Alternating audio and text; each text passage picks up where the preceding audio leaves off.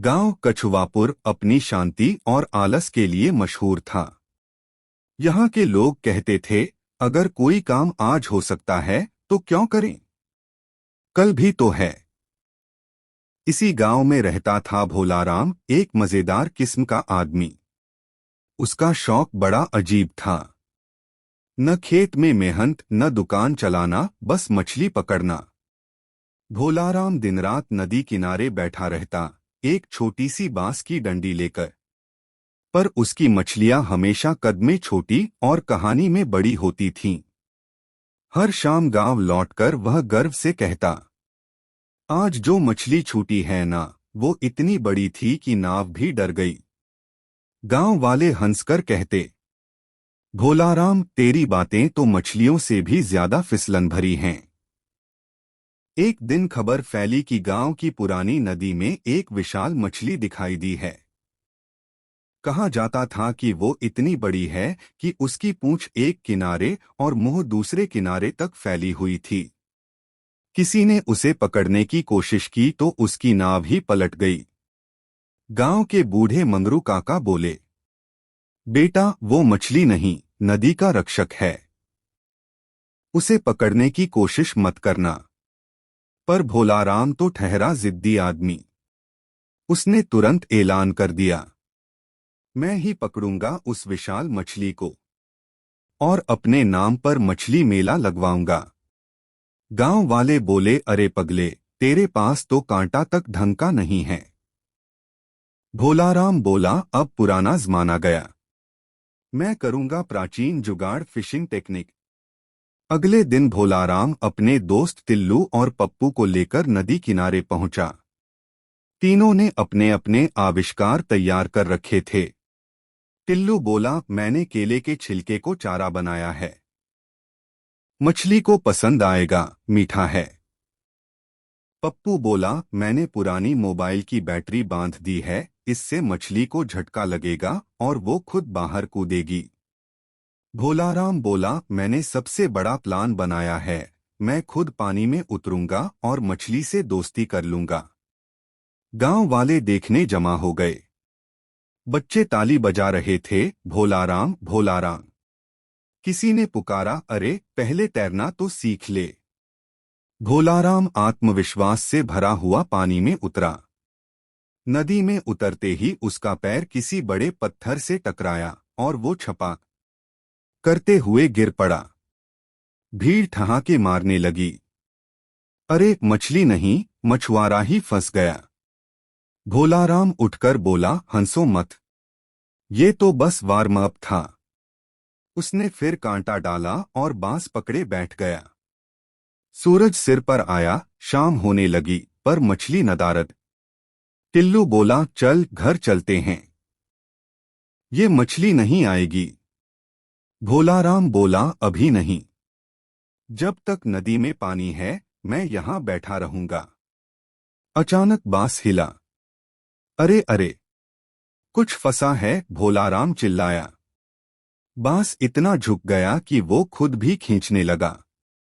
अरे बचाओ, ये तो सच में कोई विशाल मछली है। पप्पू ने पीछे से पकड़ लिया, छोड़ मत देना। भोलाराम बोला, अगर छोड़ा तो गांव वाले कहेंगे बातों में बड़ी मछली, हकीकत में झोली खाली। तीनों ने मिलकर रस्सी खींची, पर तभी जोर का झटका लगा और तीनों छपाक के साथ नदी में गिर पड़े। भीड़ फिर हंसने लगी, अरे देखो, अब मछली 3 इंसान लेकर भागी। कुछ देर बाद नदी का पानी थम गया और सतह पर एक बड़ी सी परछाई दिखी। सबने सांस रोक ली। भोलाराम डरते हुए बोला, अब आया असली राक्षस। पर जब वो चीज ऊपर आई तो सब हक्के बक्के रह गए। वो कोई मछली नहीं थी, बल्कि पुराना फटा हुआ पानी का टैंक था जो नदी में बहकर फंस गया था। भीड़ ठहाकों में फट पड़ी। टिल्लू बोला, वाह भोलाराम, तूने तो लोहे की मछली पकड़ ली। भोलाराम शर्म से। अगली सुबह भोलाराम फिर नदी किनारे पहुंचा, चेहरे पर वही जिद्दी मुस्कान। पप्पू और टिल्लू पहले से ही उसका इंतजार कर रहे थे। टिल्लू बोला, भोलू आज फिर पानी में गिरने का प्लान है क्या? भोलाराम बोला, नहीं रे, आज मैं जुगाड़ का बाप लेकर आया हूं। सबकी आंखें फटी की फटी रह गईं जब उन्होंने देखा कि भोलाराम एक बांसों पर बना लकड़ी का बड़ा पिंजरा खींच लाया था। उसने गर्व से कहा, यह है मछली पकड़ने का देसी फोर्ट, जब मछली आएगी तो खुद फंस जाएगी। पप्पू बोला, भाई इसमें मछली नहीं, इंसान फंसेगा। भोलाराम बोला, अब की बार मैं पानी में नहीं उतरूंगा, मछली खुद मेरे पास आएगी। उसने बांसों के पिंजरे में आटे, आलू और लाल मिर्च का मिश्रण डाल दिया। टिल्लू हंसकर बोला, क्या मछली को परांठा खिलाने का इरादा है? भोलाराम बोला, मछली भी इंडियन है भाई, मसालेदार चीज ही पसंद करेगी। गांव वाले फिर जमा हो गए। बच्चे चिल्ला रहे थे, भोलाराम सुपर मछुआरा की जय। यह सब देखकर भोलाराम और जोश में आ गया। उसने पिंजरा धीरे से नदी में उतारा और रस्सी पकड़े किनारे बैठ गया। सूरज सिर पर चढ़ गया, मगर मछली का नामो निशान नहीं। थोड़ी देर बाद पिंटू बोला, भोलू भैया कुछ फंसा क्या? भोलाराम बोला, शायद मछली नहीं, मच्छर फंसे हैं। इतने में रस्सी अचानक खींचने लगी। भोलाराम बोला, अरे अरे, इस बार सच में कुछ भारी फंसा है। भीड़ चिल्लाई, खींचो खींचो। भोलाराम, टिल्लू और पप्पू तीनों ने रस्सी पकड़ ली और पूरी ताकत से खींचने लगे। रस्सी इतनी जोर से हिली कि सब गिर पड़े। नदी का पानी उबलता सा लगने लगा, जैसे अंदर कोई दानव पलट रहा हो।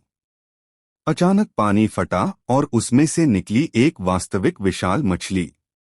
इतनी बड़ी कि उसकी चमक धूप में चांदी जैसी चमक रही थी। लोगों की आंखें खुली की खुली रह गईं।